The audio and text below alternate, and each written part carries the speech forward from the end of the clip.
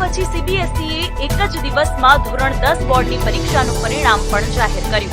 આ વર્ષે ધોરણ 10 ની પરીક્ષા આપનાર 93.12% વિદ્યાર્થીઓ પાસ થયા છે। સીબીએસઈએ ધોરણ 10 ના રિઝલ્ટમાં વિદ્યાર્થીઓને ફર્સ્ટ, સેકન્ડ અને થર્ડ ડિવિઝનની માહિતી નથી આપી। સાથે જ વિદ્યાર્થીઓને કોમ્પિટિશનથી બચાવવા માટે હવે 10માનું મેરિટ લિસ્ટ પણ બહાર નહીં પાડવામાં આવે। બોર્ડ ફક્ત 0.1% વિદ્યાર્થીઓ કે જેમણે સબ્જેક્ટ વાઇઝ પરીક્ષામાં સૌથી વધુ ગુણ મેળવ્યા છે તેમને જ ક્વોલિફિકેશન સર્ટિફિકેટ આપશે। ધોરણ 12 ની પરીક્ષા જેનું પરિણામ આજે 12 મેના રોજ જાહેર થયું, જેમાં કુલ 87.33% વિદ્યાર્થીઓ પાસ થયા છે અને તેમાંથી 90.68% છોકરીઓ જ્યારે 84.67% છોકરાઓ છે।